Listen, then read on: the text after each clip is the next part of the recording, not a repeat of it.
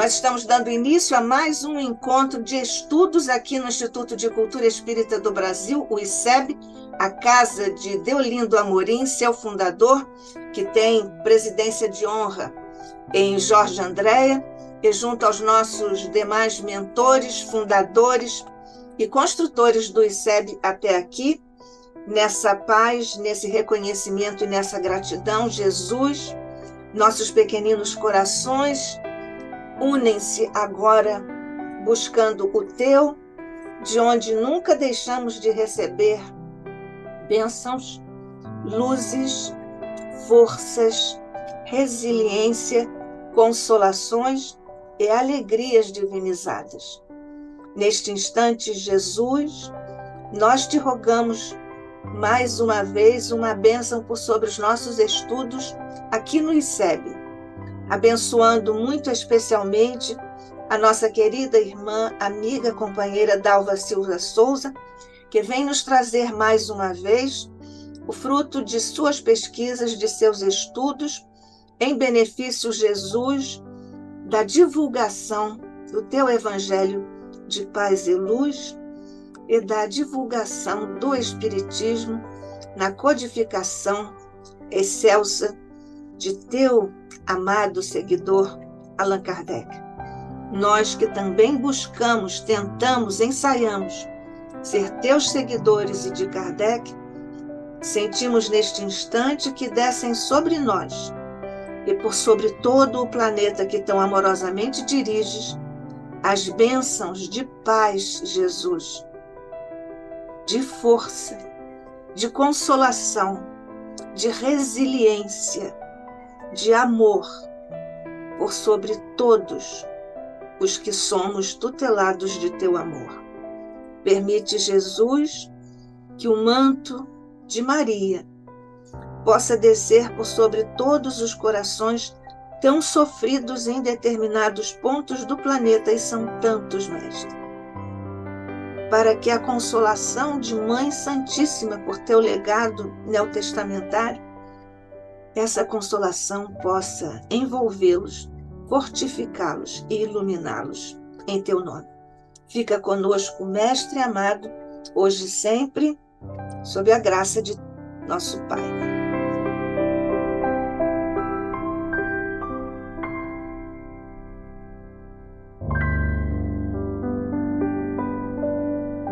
Então, nós vamos aqui receber novamente, vamos dizer que com alegria, recebemos Dalva Silva Souza, que é professora, formada em letras, tem especialização em administração escolar e educação à distância, EAD. No movimento espírita, é expositora em vários estados do Brasil, foi diretora e vice-presidente da Comunidade Espírita Esperança Vitória, em várias oportunidades, é pesquisadora da Fundação Espírito Santense de Pesquisas Espíritas, também em vários períodos, é membro do Círculo de Pesquisa Espírita do Estado do Espírito Santo, membro da diretoria do Movimento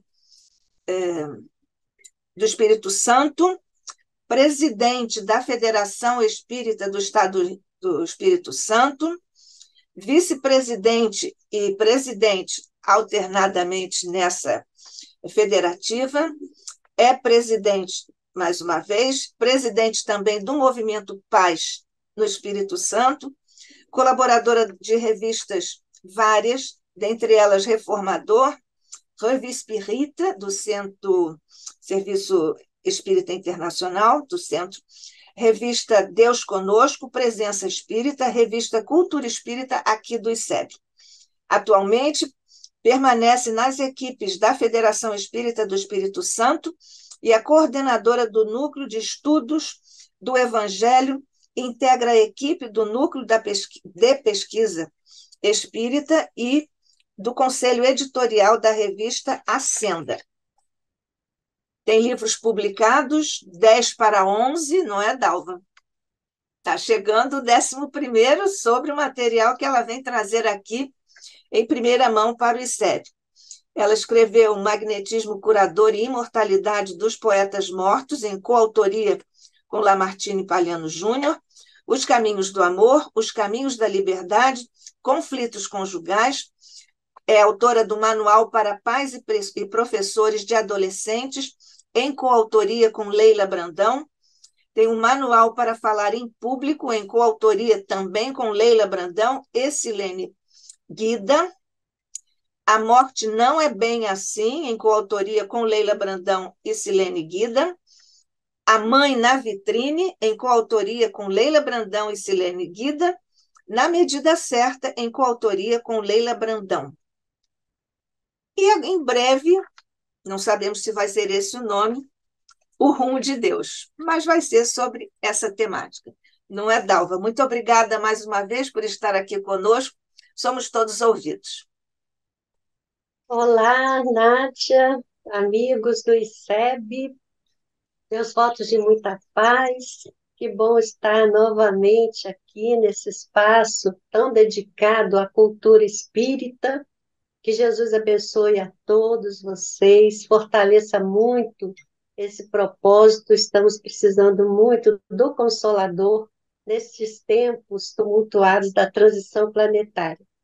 Então, estamos realmente diante desse desafio de perceber a nossa caminhada rumo a Deus, né? Esse rumo que faz parte da trajetória do nosso planejamento encarnatório. Todos nós gravitamos para a unidade com Deus, diz Paulo de Tarso, né?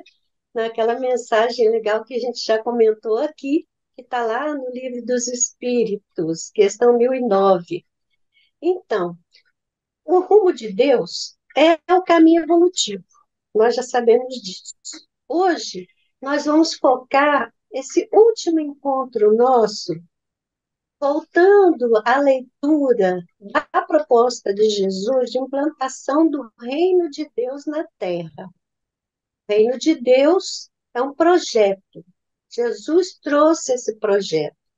E vamos partir agora de uma percepção de que o ambiente onde Jesus viveu continua conflagrado por guerras. Jesus esteve aqui há mais de 2000 anos, lembrando bem a história. A pregação que ele fazia não agradava às autoridades constituídas na época. O modelo que Jesus propunha contrariava aquele modelo político que era adotado, então, e ele foi preso pelas autoridades da época, autoridades judaicas, as autoridades do povo em que ele nasceu. Ele foi preso por essas autoridades, submetido ao julgamento pela autoridade romana.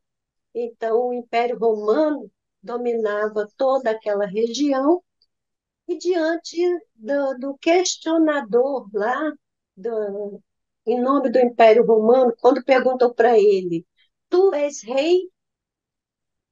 Jesus confirmou a sua posição hierárquica. Ele diz: Tu dizes. Porque ele tinha que usar a linguagem que as pessoas entendiam naquela época. A linguagem que as pessoas entendiam era a linguagem da hierarquia, tendo no topo o rei, o imperador. Mais recentemente, depois do Consolador, depois do advento do Espiritismo, Leon Denis, ele diz que Jesus é o governador do planeta Terra. Essa expressão, né, governador. De qualquer maneira, rei ou governador, o que a gente percebe? É alguém que está situado hierarquicamente acima de todos nós. Ele governa o mundo. Ele realmente é aquele que Deus chamou para nos conduzir. É assim que nós devemos entender. Não é governo ou reinado do ponto de vista do nosso mundo, como a gente entende o nosso mundo. E aí, quando ele é questionado por Pilatos sobre o reino, ele afirma: meu reino não é deste mundo. E se ele estivesse aqui hoje, no mesmo espaço geográfico, diante de autoridades constituídas naquele espaço, ele diria a mesma coisa: o meu reino ainda não é deste mundo. Isso, essa constatação que nos instiga, essa constatação que nos impacta.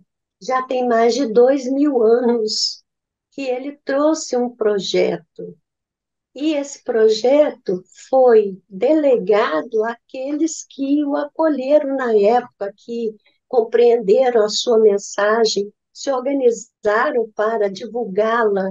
Os seus discípulos se tornaram seus apóstolos. E ao longo dos tempos, nós vemos uma mensagem que nasceu em ambiente tão restrito ganhar todo um hemisfério do mundo. Todo mundo ocidental conhece Jesus e predominantemente se identifica como cristão.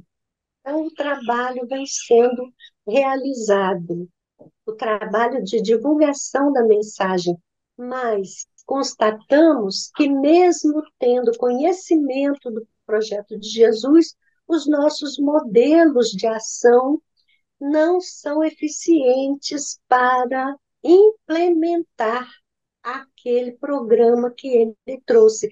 Por quê? Porque a gente sempre se organiza de uma forma assim, nós olhamos a vida de uma perspectiva, fortalecemos a nossa maneira de interpretar por compartilhamento coletivo dessa maneira de interpretar, e aí entendemos que temos que obrigar os que não compartilham conosco dessa mesma visão a pensar igual.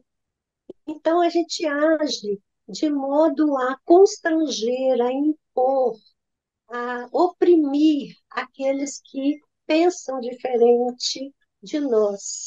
Esse é o modelo que tem sido utilizado. E muitas vezes o argumento da religião está na nossa fala, no nosso discurso, mas por trás dele está o nosso interesse imediatista de apropriação de bens e de patrimônios que fazem parte da transitoriedade desse mundo em que nós vivemos. Então, o Espiritismo vem na época prevista por Jesus relembrar o seu ensino, trazer chaves para a compreensão da mensagem que ele trouxe. E aí, a partir dessa compreensão, acredito que nós podemos implementar o projeto que ele legou a todos nós, porque nós todos queremos ser felizes. E exatamente esse estudo que desenvolvemos lá na Federação Espírita do Estado do Espírito Santo, aqui em Vitória, e durante um período grande em que fizemos pesquisas nos textos bíblicos sobre tudo que Jesus falou a respeito do reino de Deus. E esses versículos, eles dão margem a muitos comentários. Nós já compartilhamos com vocês aqui, hoje é o nosso último encontro, né? Dentro Penúltimo, desse... É o penúltimo. penúltimo? Meu pai dizia assim: nunca diga último, diga sempre o penúltimo. Você ainda vai fazer outras coisas. Ah, tá certo. Mas é dentro desse propósito de falar do rumo Desta, de Deus e da isso, implantação do isso. reino, é o nosso último encontro. Nós fizemos aqui uma trajetória e eu vou recuperar brevemente essa trajetória para a gente prosseguir para o conteúdo de hoje. A gente observou no primeiro encontro que tem duas faces esse projeto do reino: a face individual, a face coletiva. E a gente faz essa distinção meramente didática, porque nós sabemos que tudo que o indivíduo desenvolve impacta o coletivo, e a configuração da sociedade, da coletividade, influi sobre o indivíduo. Então, são dois aspectos só para efeito didático. Na questão do indivíduo, a gente observa nas falas de Jesus uma necessidade de partir de um ponto inicial, que é o desenvolvimento da humildade. E aí a gente lembra que Emmanuel, ele define humildade de maneira tão interessante no livro Pensamento e Vida, que é um atributo de Deus no reino do eu. Tem tudo a ver com o que a gente está falando aqui. A gente quer falar de uma implantação de um reino divino. E tem o reino de Deus e tem o reino do eu. Nós temos domínio sobre o nosso mundo interior, sobre esse complexo que é o nosso corpo, o nosso psiquismo. Nós é que governamos esse reino.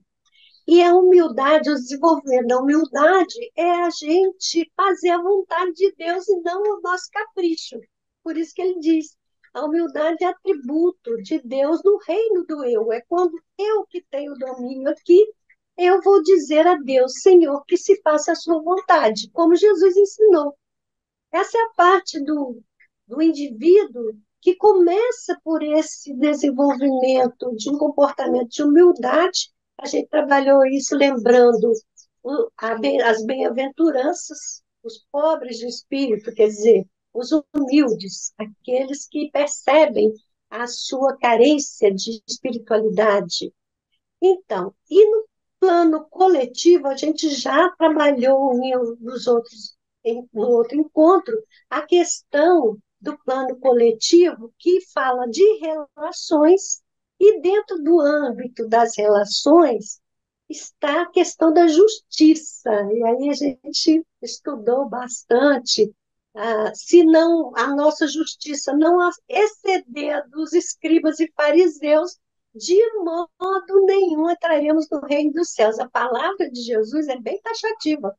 Exceder a justiça dos escribas e dos fariseus. A gente viu que nas relações interpessoais tem que ter um modelo de justiça que não é julgamento do bem e do mal, que é, na verdade, ajustamento de si mesmo às leis divinas que devem reger a nossa vida.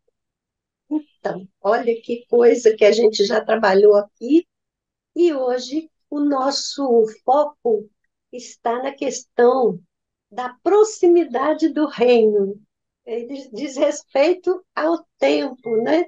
E para entender essa coisa da proximidade do reino, é que nós vamos olhar de novo na sequência da orientação que Jesus deu, quando ele esteve na Terra. Vamos lembrar que ele contou a parábola do semeador, e é uma parábola muito conhecida, muito simples, nós já comentamos aqui, e os discípulos dele não entenderam o que ele queria dizer. Então, particularmente para os discípulos, ele explicou todos os símbolos, colocando que o semeador era ele mesmo, as sementes são os ensinamentos, e os terrenos são os nossos corações. Terrenos podem ser bastante áridos, ou podem ser terrenos férteis. Só o terreno fértil é que produz. Então, dessa parábola, os discípulos ainda tiveram dúvida e perguntavam, apesar do esclarecimento, seguiram perguntando. Então, Jesus conta outras 6 parábolas.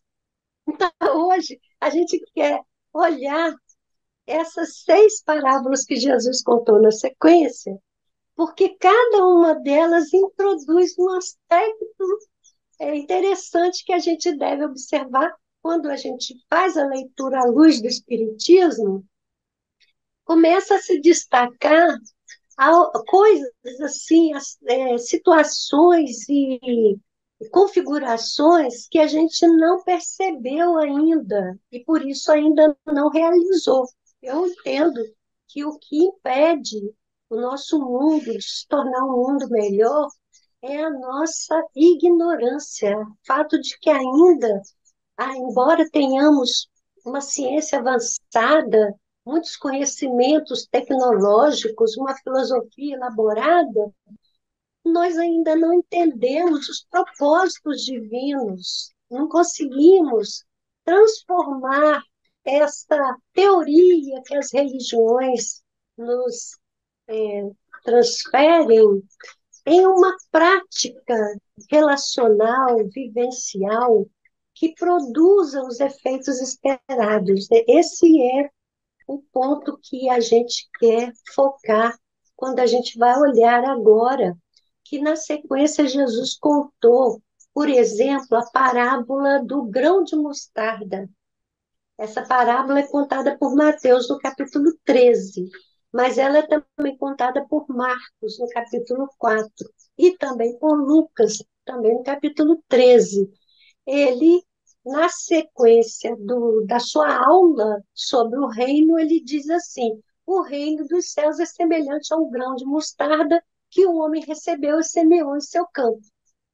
E é uma coisa simples pensar no potencial da semente, que ela é minúscula, mas ela pode produzir uma grande árvore. A árvore, ela é uma probabilidade na semente, mas para que ocorra, é preciso que essa semente seja plantada.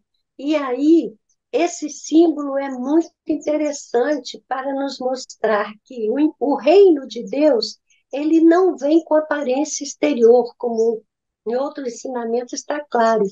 Não é uma grandiosidade que se impõe, que oprime. É um trabalho que, oculto na terra, germina. E aí vamos lembrar a atitude de Jesus quando ele encarnou, que ele transitou no cenário humano, como que ele arregimentou os seus colaboradores. Ele se aproximou deles, da atividade que eles realizavam, facilitou, indicou onde estava o cardume de peixes para eles lançarem redes. Ele percebeu problemas de saúde na família desses amigos e resolveu a questão. Ele curou a sogra de Pedro. Então, ele se apresentou sem nenhum aparato e devagarzinho conquistou os corações. Esse é o trabalho que está identificado na imagem da semente. A semente, ela é pequena, ela é minúscula, ela não tem ostensividade, mas ela germina e ela pode crescer. E aí, Emmanuel vai nos falar de uma maneira muito competente que existem diferentes sementes. Ele fala que o bem semeia a vida e o mal semeia a morte. E Jesus comentou sobre essa parábola e o reino de Deus num cenário em que a morte hoje campeia numa guerra absurda. Então, que semente é essa que germinou nesse espaço? E que sementes são essas que continuam germinando nos núcleos urbanos, em toda parte em que a violência se apresenta, tornando-nos pessoas inseguras, tornando-nos pessoas tristes, pessoas incapazes de ter esperança. Então, é preciso semear aquela semente que vai produzir o bem, porque diz o Emmanuel, uma vez semeada, ela vai germinar, ela vai produzir. Então, a parábola do grão de mostarda, que é pequeno, que semeado produz uma árvore que tem um tamanho significativo, é a imagem que Jesus usou para falar das potencialidades que nós temos e que resultam em coisas que depois impactam a nossa vida. Se a semente é boa, impactam favoravelmente. Se não é boa, vai impactar de outra maneira, a nos angustiar, a nos ferir. Então, cabe pensar o que estamos semeando, o que o cristão no mundo hoje tem semeado. A Terra ainda é um mundo de provas e expiações. E o nosso compromisso é entender esse contexto e fazer germinar a semente do bem que já está na nossa possibilidade de realizar. Então, muitas vezes há trabalhadores que querem produzir, mas não conseguem perceber essa lição da semente. A semente, ela é pequena mesmo, então o trabalho no começo precisa ter esse caráter da simplicidade e não da ostensividade. Então, muitas vezes querermos grandiosidade, isso demonstra a nossa perspectiva equivocada na análise das coisas. Vamos lembrar, então, da semente. E a gente vai lembrar também que, na sequência, para fazer crescer esse trabalho, Jesus vai usar outro símbolo, quando ele conta a parábola do fermento. O reino dos céus é semelhante ao fermento que uma mulher toma e introduz em 3 medidas de farinha, até que tudo esteja levedado. Essa é contada por Mateus também no capítulo 13. Vejam que foi uma sequência. Ele contou 6 parábolas depois da do semeador, explicando detalhes dessa implantação do reino. Então, é semelhante ao fermento que uma mulher toma e coloca na massa. A imagem do fermento, ela é importante. Por quê? Porque a semente é minúscula, ela não tem aparência exterior, ela não se mostra ostensivamente, não tem grandiosidade, mas dentro da imagem que ele traça do fermento, é um trabalho que tem em si mesmo potencial de crescer. O reino é como fermento. Então, o reino, quando a gente entendeu, quando a gente implementou de acordo com a ideação divina, ele contagia, vai se propagando. Essa é a imagem do fermento. A gente quer também chamar a atenção que esse símbolo do fermento, ele é usado de 2 maneiras na linguagem do Evangelho. Tem um aspecto positivo e um aspecto negativo. O aspecto positivo é esse que nós estamos falando, do contágio positivo da ação do bem, que é uma potencialidade dessas ações, porque Deus quer o bem.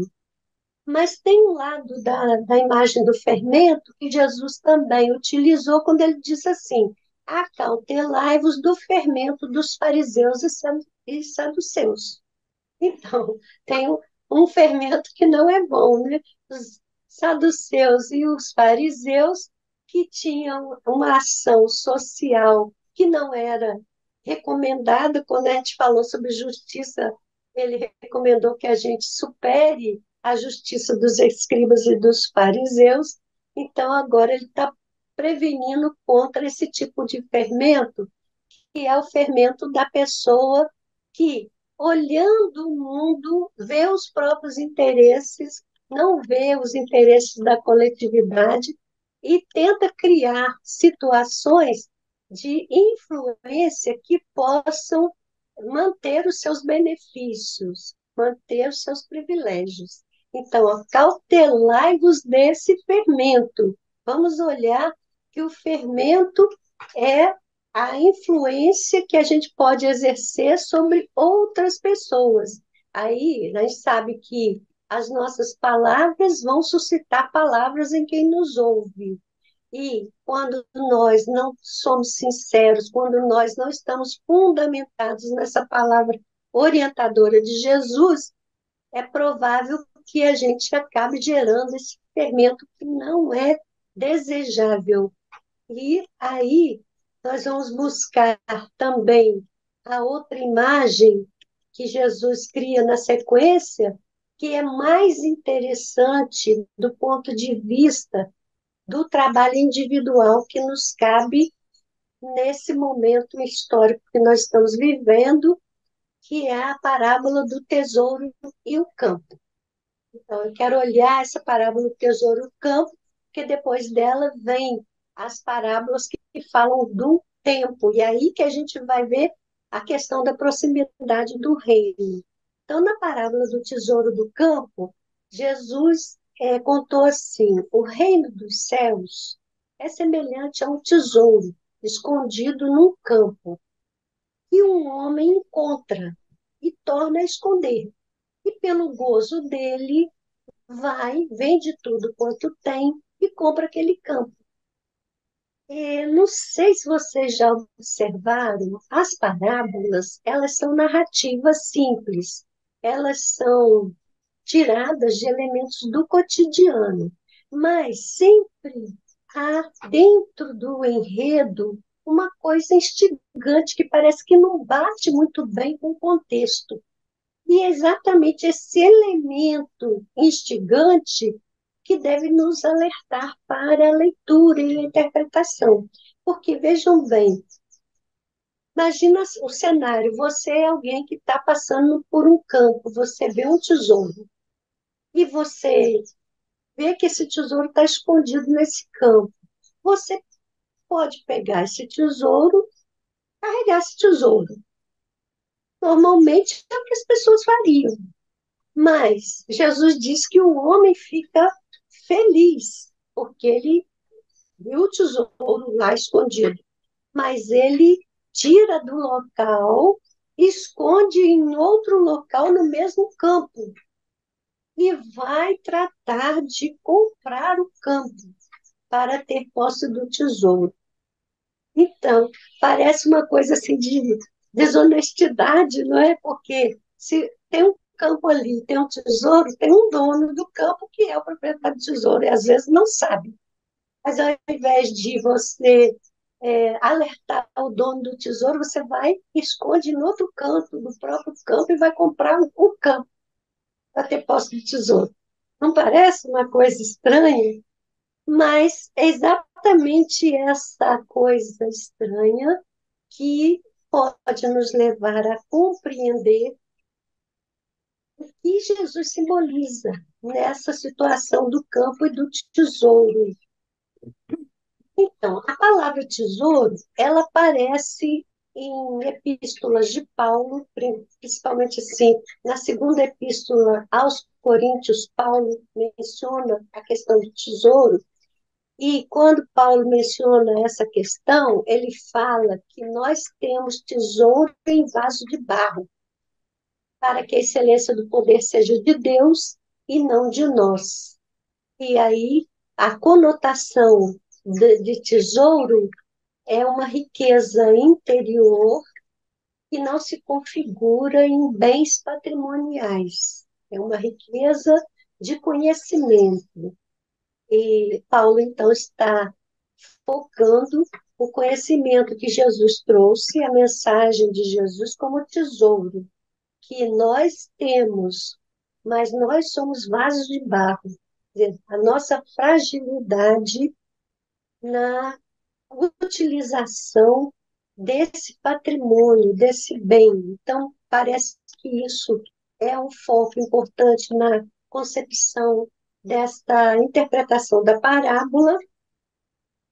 Também podemos lembrar que em Mateus 6,19, Jesus disse que a gente não deveria ajuntar tesouro na terra, porque os tesouros da terra, a traça e a ferrugem tudo consomem, os ladrões roubam.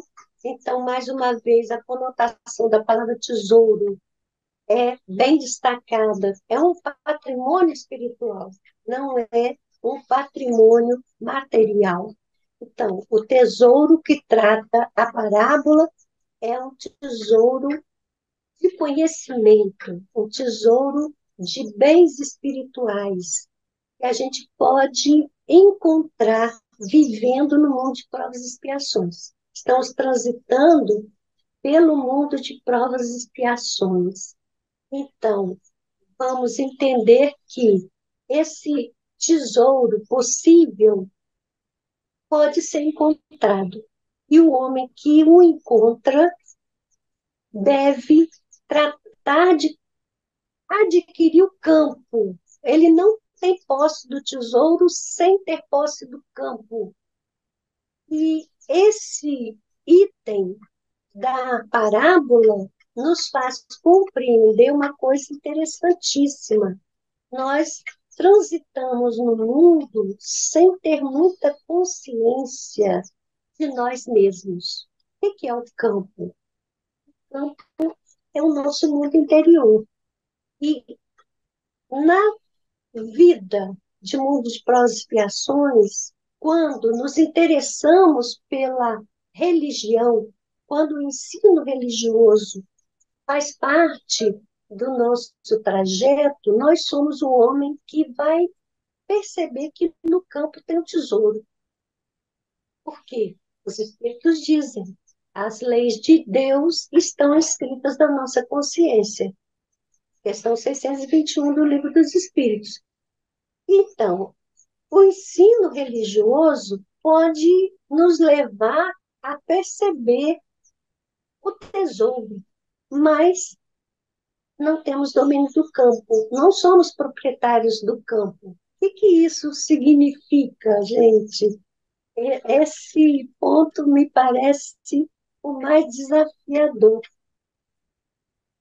O campo é o autodomínio pelo autoconhecimento. Por isso que Santo Agostinho tão bem definiu na questão 919 do Livro dos Espíritos que para vencer as vicissitudes deste mundo, as armadilhas deste mundo, nós precisamos conhecer a nós mesmos. Ainda que, para isso, a gente tenha que abrir mão de tudo. Diz a parábola de Jesus que o homem vendeu tudo que ele tinha para ter o suficiente para adquirir o campo. Olha que bacana isso, não é? Então, abrir mão da transitoriedade, do conforto material, da nossa zona de acomodamento, as coisas como estão, para buscar esse caminho de autoconhecimento que nos fará proprietários do campo onde já está o tesouro. Quando nós tivermos o campo, conhecimento, autoconhecimento, autodomínio, disciplina de pensamento, nós já estaremos de posse do tesouro. Então, essa parábola, ela é repetida naquela outra do negociante que busca boas pérolas. É o mesmo teor. Esse negociante vai buscar pérolas e ele acha uma muito valiosa, ele vende tudo que ele tem e compra essa pérola. É a mesma significação da parábola do tesouro no campo. E quando Jesus conta todas essas parábolas, focando esse conhecimento que está disponível, essa riqueza interior que já é do patrimônio nosso, mas ainda não dominamos o campo, ele diz assim que o escriba e fariseu, que é como o pai de família, que sabe tirar do seu tesouro coisas novas e coisas velhas. Ele fala essa frase tão interessante, que também precisa ser bem interpretada para que a gente alcance o significado desse coisas novas, coisas velhas, que você tira do seu tesouro interior. Nós somos espíritos transeuntes de várias etapas de evolução. Em todas elas tivemos reveladores, tivemos ensinamentos espirituais. Então, quando nós olhamos a nossa cultura ocidental, percebemos que temos uma herança de 3 revelações. A primeira revelação personificada em Moisés, a segunda personificada no Cristo e a terceira comandada pelo Espírito de Verdade, com a ação eficiente e competente de Allan Kardec. Então, nós temos coisas antigas e coisas novas. Então, saber, o pai de família que sabe tirar coisas antigas e coisas novas. O que está nos dizendo esta fala? Que nós, para compreendermos bem, não devemos descartar os ensinos antigos, devemos saber tirar deles os ensinamentos significativos que estão sendo confirmados nas outras 2 revelações e observar aquilo que, na sequência, na progressão dos ensinos espiritualistas, tem sido corrigido para que o nosso aprendizado se faça mais eficiente, não é assim? Então, e aí a gente vai chegar no ponto que interessa hoje na nossa conversa aqui, que é a questão do tempo. Então, a questão do tempo, ela vai aparecer nas parábolas que Jesus contou da rede, da pescaria, quando ele finaliza essa sequência de parábolas, ele fala da rede, o pescador que lança a rede e colhe os peixes. Quando ele lança a rede, ele colhe indistintamente peixes bons, peixes ruins. Mas ele leva para a praia e faz uma seleção. Então, tempo necessário para que se realizem os propósitos da evolução. Nós sabemos, pelo ensino espírita, que Deus não condena nenhuma criatura, que Deus não vai exterminar as inteligências por ele criadas. Então, ele vai conceder a cada indivíduo todo o tempo que esse indivíduo necessitar para superar sua condição de inferioridade e galgar passo a passo os degraus que podem levá-lo à plenitude de ser. Esse ensino é fundamental. Mas há um aspecto que a gente não deve desconsiderar. Existem prazos no processo de construção coletiva. Individualmente, nós, ainda que vivendo a escola da Terra não consigamos atingir as metas, nós teremos oportunidades em outros momentos, em outros planetas. Mas, coletivamente, existem prazos na construção do reino. E os mundos estão sujeitos à lei de progresso. Por isso que nos interessa, nessa nossa fala de hoje, destacar que, na proposta do reino, há uma clara indicação de que haverá um momento de aferição de resultados. Isso aparece na parábola da rede, que o pescador vai selecionar os peixes bons, ele vai aproveitar, os peixes ruins, ele vai incinerar. Mais uma vez, a metáfora do fogo. Isso também vai aparecer na parábola dos talentos ou das minas. Essa é uma parábola interessante, que ela é contada por Lucas e por Mateus, que todos nós também conhecemos, que é uma narrativa que fala de prazos. O Senhor deu os talentos, se ausentou, mas na volta aferiu, viu quem tinha feito multiplicar os talentos e quem não tinha. Então, os que tinham aproveitado os talentos multiplicados, esses foram aproveitados na sequência das ações. O que não conseguiu, esse foi excluído do projeto que está aqui em curso, mas ele não foi exterminado. Essa é a mensagem que a doutrina espírita nos faz entender de maneira muito clara, e é importante que a gente perceba que vamos ter que ter atenção em relação ao prazo. O prazo está fixado.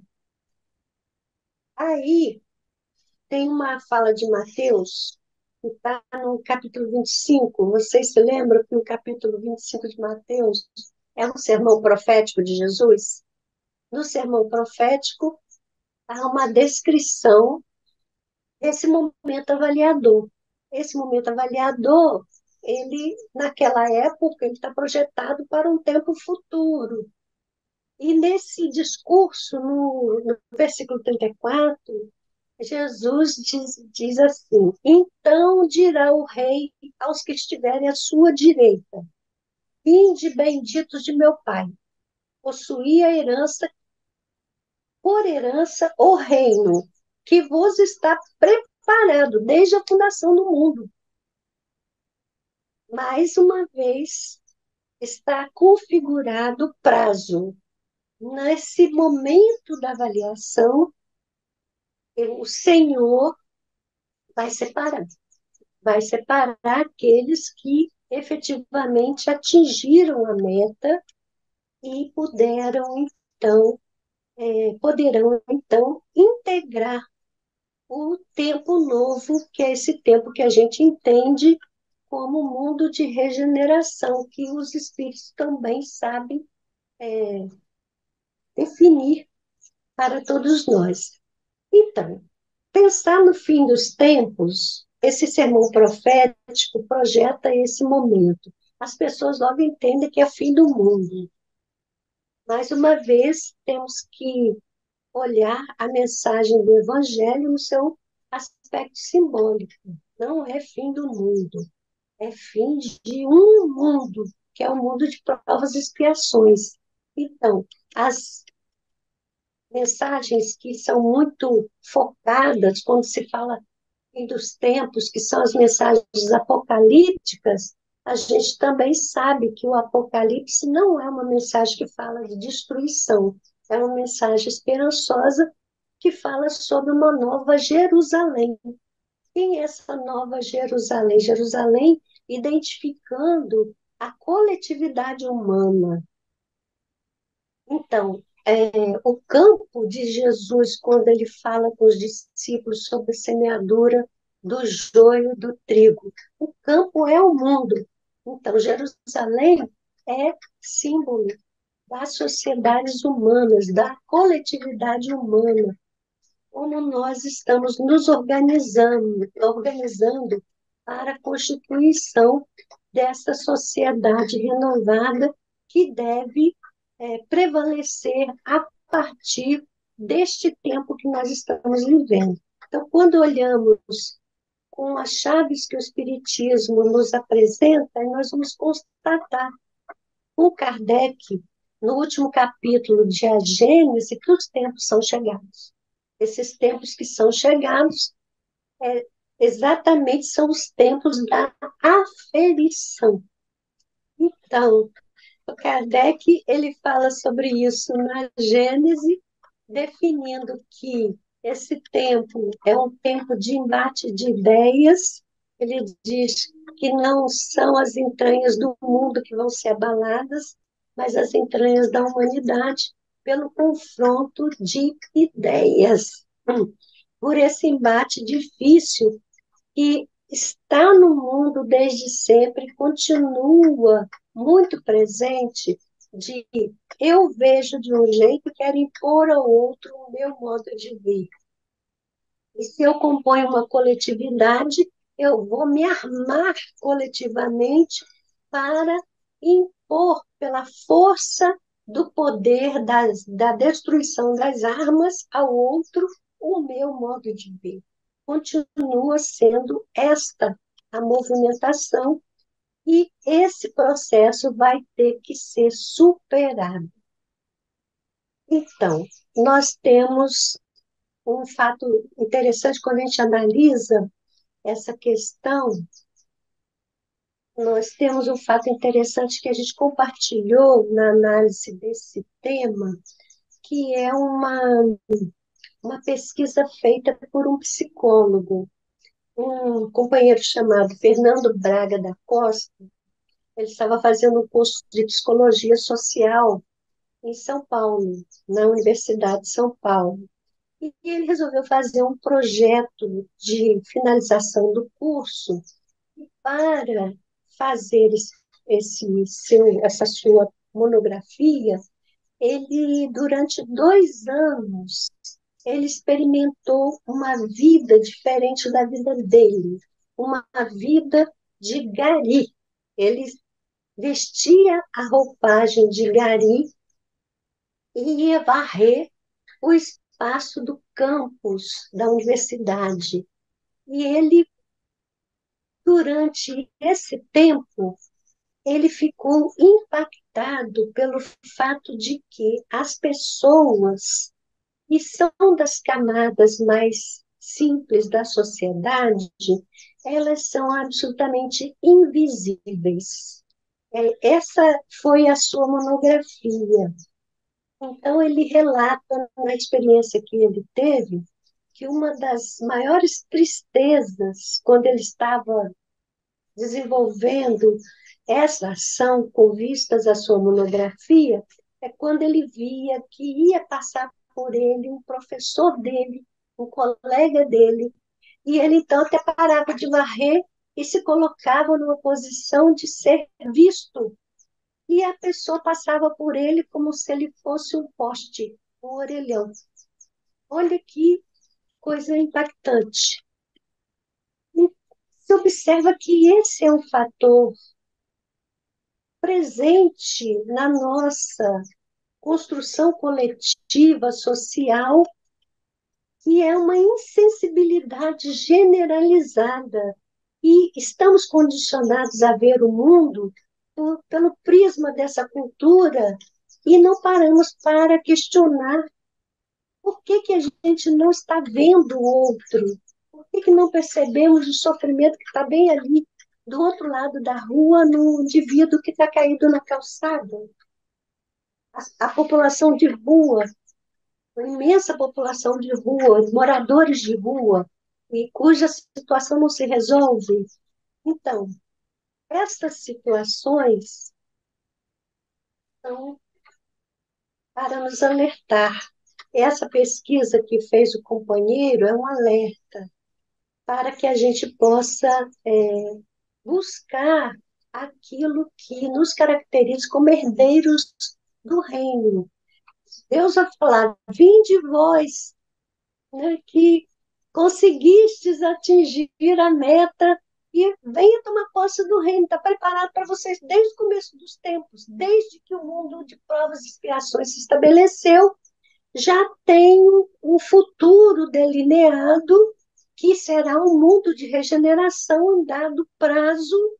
O prazo está correndo, está fixado, estamos vivendo o tempo dessa implantação. E aí parece que resta constatar, finalmente, que o momento da avaliação soou. E nesse momento da avaliação, a separação vai acontecer. Não vai acontecer com aparatos externos. A gente fica imaginando nas descrições simbólicas, o céu se abre, e uma nuvem de anjos e trombetas, e vem Jesus, se apresenta no cenário humano e vai separar bodes e ovelhas, os peixes bons, os peixes ruins. A linguagem é simbólica, não vai acontecer assim. Nós ainda estamos no curso de uma experiência encarnatória que pode significar aprovação, a nossa aprovação. O que interessa como indivíduos é nos habilitarmos à herança do reino. Esse reino é um mundo melhor. Um mundo melhor será aqui mesmo a terra. Os mansos herdarão a terra. Então, tudo indica que nós estamos no período da avaliação, de que falam as advertências de Jesus. Nesses séculos que transcorreram, quantas encarnações tivemos? Quantos percursos fizemos? A quantas andam as nossas conquistas como cidadãos do mundo de hoje?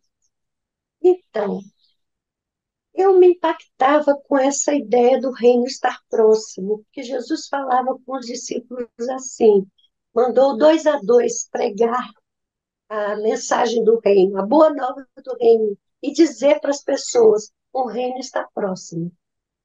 Mas eu penso, tem 2000 anos, o reino está próximo, não, ainda me parece distante, ainda hoje me parece distante. Mas aqui, esse é o ponto-chave da reflexão. O mundo de provas e expiações, do tempo em que Jesus veio, já havia constituído uma gama de vivências, experiências suficientes para que as criaturas que estavam presentes no cenário daquela coletividade conseguissem constituir uma sociedade diferente. Jesus, tendo se apresentado no cenário significava trazer essa possibilidade para perto de nós, porque ele exemplificou e ensinou. Como indivíduos, nós podemos, de imediato, ser partícipes desse reino. De imediato. Não é questão de tempo, é questão de decisão, de escolha.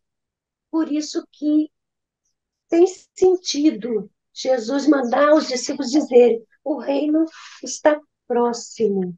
Ele significa essa proximidade. A presença dele na Terra significa essa proximidade. E nós, como indivíduos, podemos constituir em nós mesmos essa realidade nova. Mas, coletivamente, já é uma outra situação. E não basta nós termos essa certeza, não basta nós estarmos imbuídos desses ideais, se não conseguirmos persuadir os demais desta possibilidade. Aí entra o trabalho que hoje desenvolvemos de divulgação do Espiritismo. Sem as chaves que o Espiritismo nos propicia, nós não conseguimos entender essa sequência de ensinamentos da perspectiva da construção da realidade, primeiro dentro de nós e, em sequência, no mundo que nós habitamos. Não dá para compreender sem as chaves que o Espiritismo nos propicia. Quais são essas chaves? É a convicção da reencarnação. Se não conseguirmos, nesta encarnação, provavelmente, na sequência dos acontecimentos, podemos ter outra encarnação ainda neste mundo, porque o mundo de regeneração não vai ser da noite para o dia que ele vai se apresentar. É uma construção paulatina. E se hoje nós olhamos o cenário do mundo do jeito que ele está conturbado, mas de imediato percebemos o tesouro imenso que está em nós e buscamos conquistar esse campo, comprar esse campo, tomar propriedade de nós mesmos como um campo que pode produzir muitas sementes boas, imediatamente muda toda a nossa trajetória e nos habilitamos a, na próxima encarnação, voltar a esse cenário que será, gente, muito melhor do que está agora. Olha o avanço da ciência, da tecnologia, olha quanta coisa do mundo de regeneração já está presente no cenário. Agora, se do outro lado a gente tem um entendimento espírita, fazemos parte desse universo do movimento espírita, mas não constatamos essa nossa insensibilidade ao social, ao coletivo, se não constatamos a nossa necessidade de engajamento num trabalho que minore a situação de penúria, não tomamos consciência disso, aí nós vamos nos candidatar à encarnação em mundos de recuperação, vamos dizer assim. Estamos no caminho acadêmico, né, dos cursos, nos habilitando a passar de ano, mas estamos em algumas matérias pendentes e vamos precisar da recuperação no mundo que nos oferece o cenário desafiador que esse mundo vai deixar de oferecer quando, coletivamente, houver a condição da implantação do reino de Deus nessa terra, né? Então, eu tenho certeza de que o assunto é vasto aqui, mas eu estou vendo a Nádia tão quietinha, ela não falou nada, eu falei, ela não falou nada. Vou falar E aí, depois, só um pouquinho, porque está e muito aí, bom, está muito completo, está perfeito. Então, aí eu não sei se paramos aqui para a gente ouvir os que estão nos acompanhando, se tem alguma observação, se querem fazer alguma indagação, ou se refletimos mais um pouco. Não sei se ficou claro o cenário que a gente desenhou aqui, dessa proximidade do reino. Jesus disse: o reino está próximo. Nossa, mas já tem 2000 anos e olhamos a Palestina naquela conflagração de tanto desastre ali, mas como está próximo? Mas é nesse sentido que parece que é bem clara a mensagem do Evangelho de possibilidade real de construção desta ordem social. Ela é possível, mas nós ainda não nos conscientizamos da sua possibilidade, né? Não, porque nós todos fomos acompanhando com muita clareza a sua exposição primorosa nas referências doutrinárias e nas referências no evan- nos evangelhos, e só fomos acompanhando, fomos nos deliciando, aliás. No YouTube, o José Nelson Tavares de Souza disse: Louvado seja Deus. O Oswaldo Viola Filho também disse: Que manhã boa. Eu vou acompanhar os dois, né? Eu acho que nós todos podemos acompanhar os dois quando eles falam sobre essa manhã boa que nós estamos tendo, e seguindo a sua exposição e agora o seu pensamento conclusivo, nós estamos vendo que o momento difícil é um momento bom, porque o nosso conceito do que seja bom também varia muito de acordo com o nosso nível evolutivo. Isso é muito óbvio, não é? Fica muito claro nos estudos do Espiritismo e do Evangelho de Jesus. Sobretudo agora, quando você se referiu a isso, e ao longo da sua exposição você sempre fez o uso do contraponto, não é? Na sua linha argumentativa, nós vemos que, do ponto de vista lógico, você usou a palavra lógica agora há pouquinho. A lógica do Evangelho é muito particular e ela contraria a lógica cartesiana, na qual nós todos estamos, porque somos formados, desenvolvidos no planeta segundo a lógica cartesiana. Tanto na filosofia, na ciência, até na teologia, nós somos levados a trabalhar isso do ponto de vista de uma perspectiva, de uma lógica humana, não é isso? Cartesiana, fica aí representada a lógica humana no pensamento cartesiano, mas a lógica do evangelho não é humana. É por isso que ela é extremamente desafiadora para todos nós. E por isso que muitas vezes você diz: mas como é que eu estava diante da proximidade do reino no plano da informação bíblica, né, evangélica, e eu não sentia isso? Nós não sentíamos isso também por causa do tempo. Porque para nós que somos seres circunstanciados a eu costumo dizer, a uma gaiola espaço-temporal, então nós vivemos lendo até, estudando o Evangelho e o Espiritismo, lendo segundo uma ótica do tempo cronológico. Então, nós vemos, são os séculos, são essas coisas, os dias de hoje. Os dias de hoje, no texto bíblico e o texto evangélico, são fases enormes, de muitos anos, às vezes até de séculos, porque a linguagem do evangelho é cifrada, não é? Então, há umas questões assim muito importantes que você nos trouxe hoje. É, eu anotei aqui o final dos tempos e o final do mundo, o mundo físico, porque é por isso que nós vivemos na gaiola espaço-temporal. Nós entendemos fim do mundo porque nós entendemos mundo como sendo o espaço físico do planeta Terra. Mas não é isso. O final dos tempos são os tempos de uma era em que o homem está ainda num nível tão primitivizado, em que isso vai passar. Vejamos, você até fez menção às bem-aventuranças.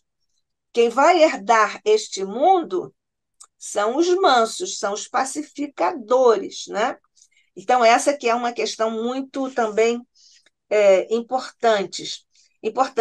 Você também falou, lembrou muito bem a questão da oposição bom e não bom, ou bom e ruim. Você lembrou os peixes, você lembrou o fermento. O mau fermento também leveda a massa toda.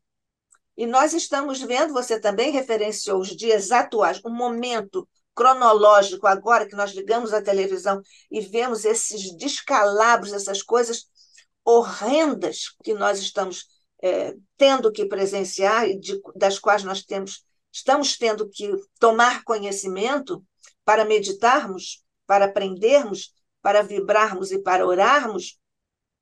Então, essa questão do bom e do não bom, ou do bom e ruim, está também explicitado justamente para nós fazermos aquilo que, segundo o Sartre, Jean-Paul Sartre, um filósofo existencialista ateu, mas isso não significa que ele não tenha dito nada que possa também nos alertar. Inclusive, isso que vou lembrar agora é avalizado pelo Espiritismo, porque ele diz o maior peso sobre os humanos ombros é a escolha. Você falou da escolha o tempo todo. E é exatamente o que nós temos que ter, mas nós precisamos estar dominando uma ferramenta que é o processo decisório, com todas as implicações e os requisitos, não só do ponto de vista cognitivo, racional, mas também os requisitos do ponto de vista pessoal, psicológico, emocional, vibratório, vale dizer, espiritual. Então, essas são questões muito importantes que ficaram muito sinalizadas na tua exposição há um tempo tão delicada e tão profunda, né? Passeando assim pelos textos dos evangelistas. Eu tinha ainda uma coisa para te observar, mas eu vou ver aqui se alguém que está pelo YouTube está fazendo alguma pergunta para nós. Então, quando você fala do Jean-Paul Sartre, eu lembro que certa vez eu fiz um estudo sobre a lei de liberdade, que é o capítulo 10 do Livro dos Espíritos, Isso, e a filosofia dele se ressaltou como um pensamento que, embora parta de uma perspectiva materialista, vai confirmar as proposições do Espiritismo, quando exatamente. ele diz que não é o que o mundo faz de você, é o que você permite que o mundo faça Quando de passa com você. você. Exatamente, essa questão da liberdade intrínseca do ser, embora ele seja materialista, ele percebe no homem uma liberdade que é inalienável, a liberdade de você se escolher a si mesmo. E, então, essa liberdade, segundo ele, gera angústia, porque é mais fácil a pessoa seguir a cabeça dos outros e não se responsabilizar pelo que está fazendo, do que a pessoa assumir que é o autor do seu destino. Mas exatamente essa perspectiva que é correta do ponto de vista do Espiritismo, Mesmo, Deus não nos cria programados para isso ou para aquilo. Deus nos cria simples, ignorantes e com potencialidades. A escolha é nossa de como realizá-las. Esse caminho é um caminho autoprogramado. É essa consciência que a gente precisa atingir no estudo do Espiritismo, a consciência da liberdade que está dada a cada ser inteligente criado por Deus para se constituir instrumento da realização desse projeto divino na Terra. É esse exatamente. ponto. A sua fala pegou direitinho. Ô, Dalva, eu não sei se agora eu vou cometer uma heresia, porque quando nós dizemos que somos seres que estamos caminhando, queiramos ou não, para a nossa felicidade, não é? Porque o único determinismo no universo é o bem, não é? É o amor. Então, nós poderíamos dizer, de uma certa forma, até hereticamente, que nós estamos sob um algoritmo divino. Está aí definido para nós o que, de acordo com as nossas potências e potencialidades, nós podemos atingir. Isto está definido, garantido divinamente para todos nós, que somos filhos de Deus, co-herdeiros do universo e somos tutelados do amor de Jesus, né? A sua fala nos trouxe muita reflexão, muita clareza na reflexão, em pontuar as questões que às vezes aparecem como questões de oposição, às vezes questões não lógicas, mas se nós nos aprofundarmos, nós chegamos a muitas conclusões a que você chegou, e certamente no seu livro você ainda vai ampliar isso um pouco mais, porque você já disse que vai fazer isso. Não que eu esteja dizendo que seja necessário, mas é porque você já anunciou que vai fazer. Então, nós desejamos, assim, toda a felicidade também para esse seu 11º livro, e que ele venha com toda a lucidez, com todo o brilho com que você nos traz, com tanta sensibilidade do seu lindo coração, a mensagem de Jesus. Nós agradecemos muito, o ICEB está muito grato a você, mais uma vez, não só por hoje, mas por toda esta série que teve o seu coroamento hoje e que deixa desdobramentos e convites importantes, preciosos para as nossas futuras reflexões, meditações e conquistas. Eu que agradeço pela oportunidade de compartilhar, porque assim, quando você tem algo a publicar, é muito importante você sentir como as pessoas vão receber o projeto, né? Como as pessoas vão acolher as ideias que estão sendo oferecidas e, de alguma maneira, compartilhar as reflexões nos ajuda a organizar o nosso próprio pensamento no sentido que a gente tenta atingir, porque todo trabalho ele transcorre numa linha possível, delimitada ali. Claro que a gente percebe a insuficiência das nossas condições intelecto-morais, mas a gente percebe que como seres viventes neste tempo e com a oportunidade de conhecer Espiritismo desde criança, nós podemos ser instrumentos de ampliação dessa consciência através da palavra, porque ainda estamos na contingência de compartilhar por meio da linguagem, dos discursos. Então, é muito importante poder compartilhar e sentir como as pessoas estão analisando, se apropriando, ou também trazendo as suas considerações, porque tudo isso pode enriquecer bastante a nossa possibilidade de fechar o projeto, que em algum momento você tem que terminar, né?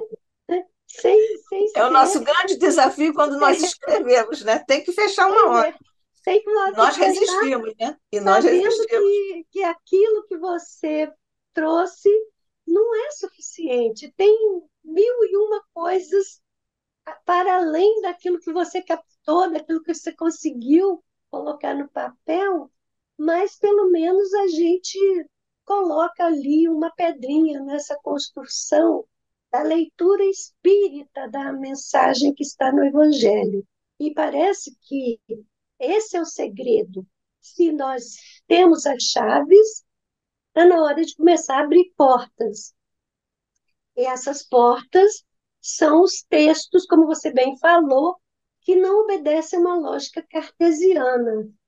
O Evangelho é um ensino que caminha muito mais para o simbólico, para É cifrado, é cifrado, né? aquele universo que fala com as nossas emoções, mas a nossa razão não consegue ainda Alcançar. explicitar, né? Estamos ainda num nível evolutivo que nos impede uma visão muito clara dessa realidade toda, até porque uma visão clara desse mundo espiritual desestabilizaria o nosso equilíbrio Sim. psíquico. Então, nós temos que considerá-lo pelas luzes que o Espiritismo traz, mas saber que somos aqui autônomos e estamos de posse das rédeas do nosso trajeto e podemos definir agora que para nós esse reino está próximo, porque Jesus o trouxe próximo a nós, não porque nós merecemos, mas porque ele se dispôs a sair lá dos planos de luz em que ele vive para andar nesse chão da terra, exemplificando, gente, e traduzindo em mensagens tão interessantes e simbólicas o que cabe fazer.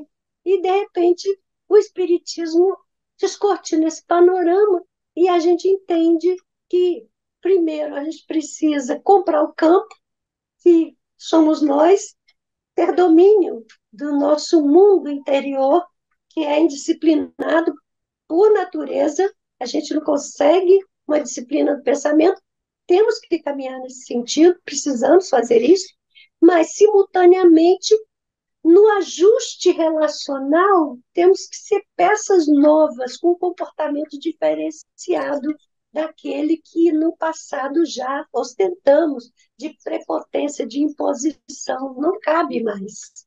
E dentro do meio espírita, me parece que nós temos a condição ótima de realizar uma interrelação humana institucionalmente falando, que signifique a semeadura do trigo. O trigo é aquilo que vai produzir o pão alimenta, é aquilo que vai abrir para as pessoas a fonte da água viva, aquela que você, quando absorve, não tem mais sede. O movimento espírita pode realizar isso. Temos uma rede de mais de 500 instituições espalhadas no Brasil. Se cada unidade se conscientiza dessa relação nova que se pode implementar, que supere o divisionismo, o personalismo, aquelas questões pequenas que sempre permearam a vida dos homens. Se a gente consegue superar isso, a gente realiza esse projeto, a gente muda o Brasil. Eu acredito firmemente nessa possibilidade, porque são 500 instituições de todo o cenário nacional já. Se houver em cada uma esta fonte jorrando, no conjunto nós temos uma psicosfera muito mais favorável aos tempos que estão aí, batendo a nossa porta, com felicidade, com harmonia, com possibilidade de cura de tanta doença, com facilidades tecnológicas de deslocamento, de comunicação que nunca antes tivemos, e vamos conseguir fazer com que essas benesses também sejam presentes na vida daqueles que Jesus chamou os pequeninos. Se você consegue fazer chegar aquele que está socialmente excluído, que está prejudicado pela divisão inadequada de bens, se você consegue mobilizar recursos nesse sentido, cada um que se sinta apoiado será mais um elemento dessa renovação que se pretende realizar neste tempo, que é o século XXI. Estamos vivendo o século XXI, que coisa maravilhosa. E você que disse que você está trazendo aqui esse material inédito para auscultar as pessoas, ao longo das suas outras três presenças aqui, as pessoas também deram esse aval aqui, como já nos deram o Oswaldo Viola Filho, José Nelson, e nos deram agora Dalva Musi, que está aqui junto com o Aldemir Musi, e ela disse: gratidão à professora Dalva pela maravilhosa exposição. E a Nádia Valles disse: obrigada, Dalva, pelas leituras e interpretações das parábolas. Colocou aqui uma coisinha de luz e voltou a fazer mais palmas, mais um coração verde e mais luzezinhas. Tudo isso para dizer a você que tá bom, viu? Pode publicar.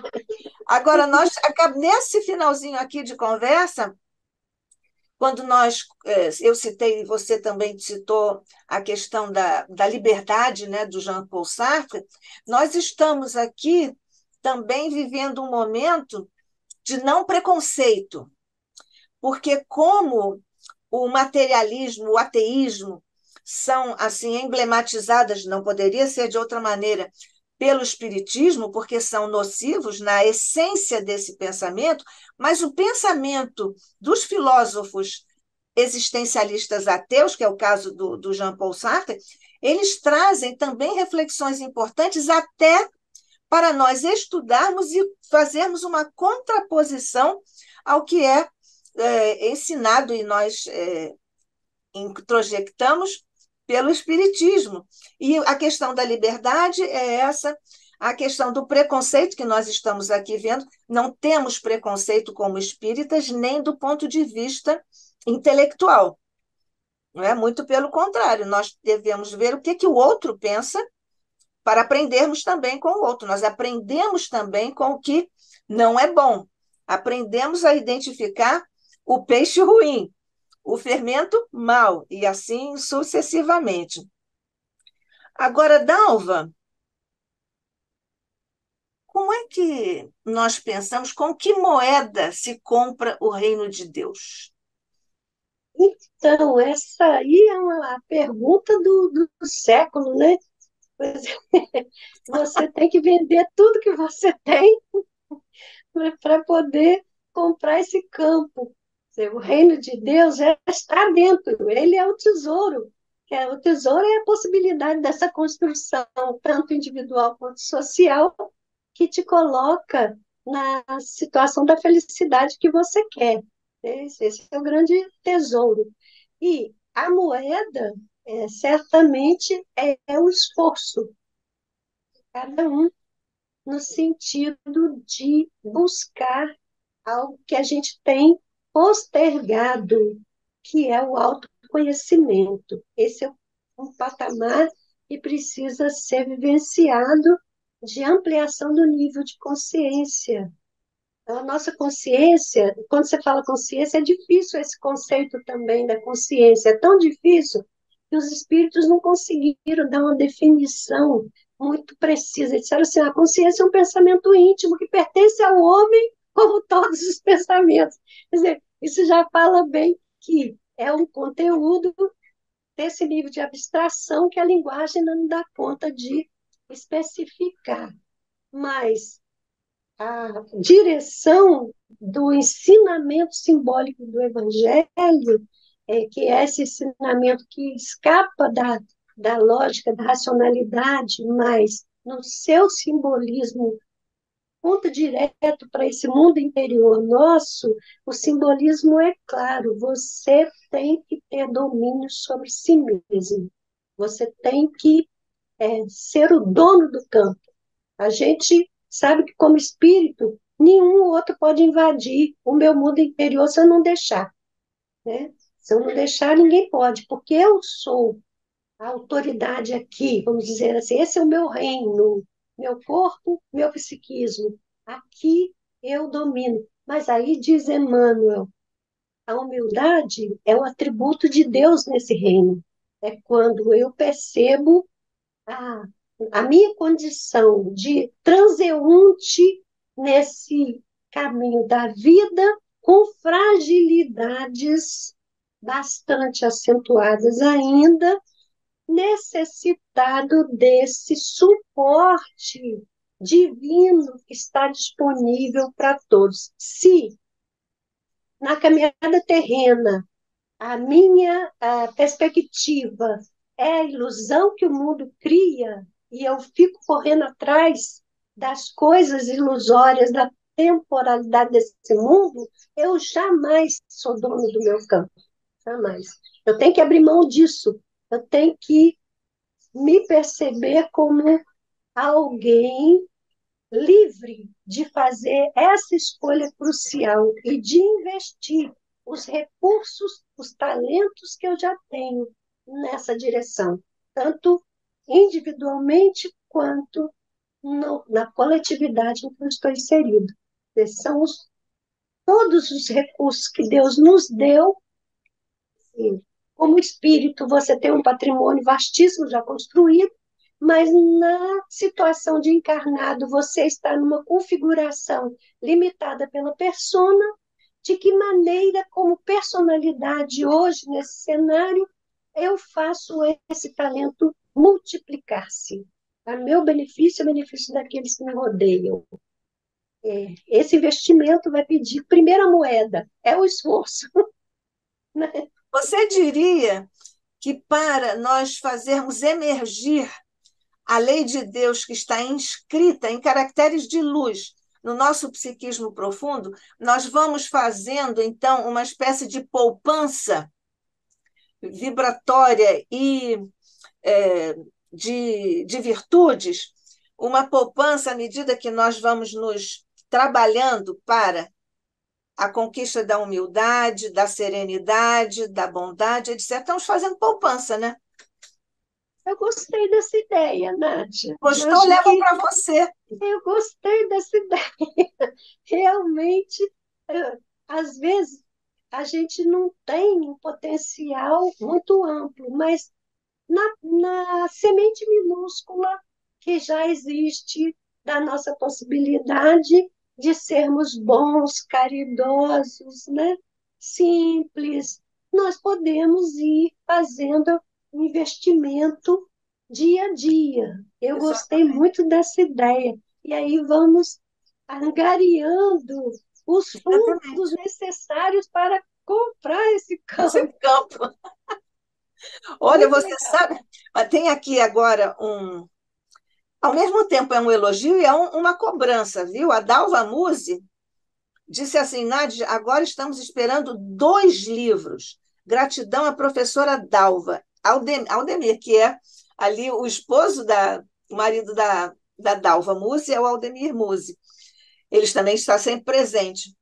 São 2 livros. Eu não sei se eles estão querendo que você escreva 2 livros ou se eles estão dizendo 2 livros, porque um é seu e o outro é da Rosa Martins, que nós estamos aqui. Eu não sei. Eles estão dizendo que é o outro da Rosa. Nós aqui agora estamos esperando no ICEB o seu livro e o livro da Rosa, a Rita Martins, que é a nossa expositora, a nossa vice também. Então, você veja, né? Já ao mesmo tempo é elogio, mas é uma cobrança, viu, Dalva? Estamos É uma trabalhando cobrança nesse evangélica. sentido. Evangélica. Então, a gente precisa dessas instigações, desses incentivos. Eu tomo aqui como um incentivo muito bom para dar sequência ao trabalho e conseguir realmente fazer com que ele chegue às mãos daqueles que, como eu, né, estão aí desejosos de reflexões que possam ampliar a nossa maneira de olhar a vida para caminhar com mais segurança. Deixa eu ver aqui se nós temos mais alguma coisa. Por enquanto temos isso, mas já foi bastante bom, né? Ah, muito bom. Foi muito.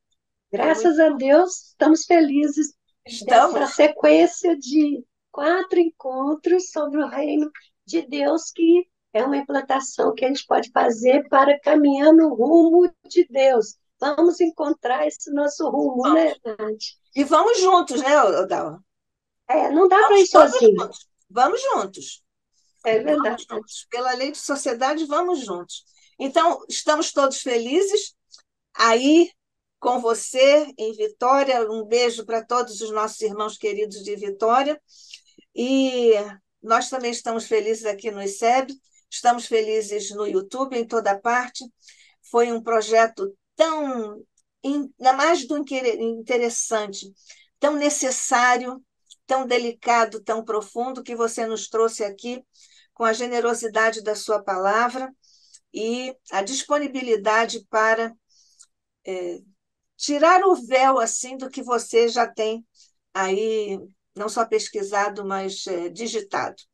Então, nós agradecemos muito mais uma vez esta série de 4 encontros, Dalva, desejando, como sempre desejamos ao longo de tantos anos, toda a felicidade para você, pessoal, profissional e também nas lides da nossa divulgação doutrinária.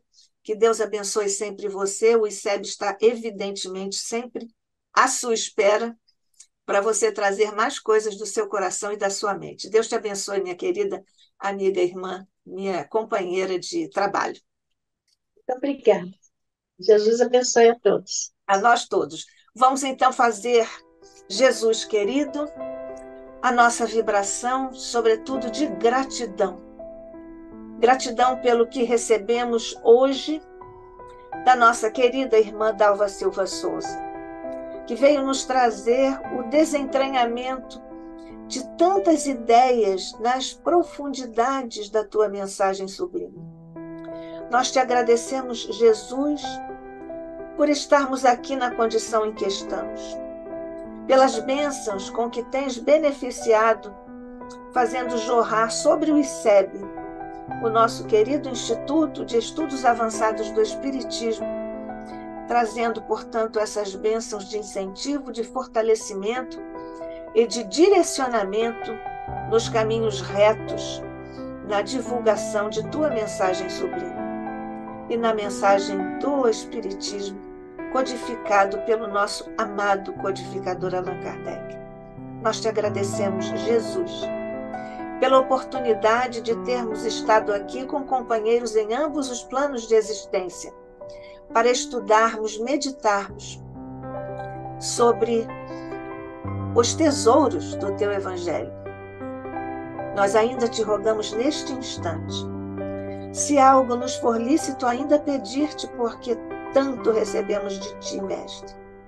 Mas neste instante, unidos em teu nome, sob o manto de Maria, na vibração de nossos anjos da guarda e de todos os nossos amigos espirituais, nós te rogamos, ó Mestre querido, recolhe de nossos corações as vibrações de solidariedade, de amor, de carinho, para todos os nossos irmãos que, vivendo as intensas dificuldades, provas, expiações, porque são chegados os tempos que tu anunciaste, faz, Jesus, que pelas tuas divinizadas mãos possas levar também isso que está agora em nossas mãos, quase vazias de luzes e virtudes. Mas é o que, Jesus, te oferecemos nesta hora, com gratidão, sinceridade e desejo de te servir.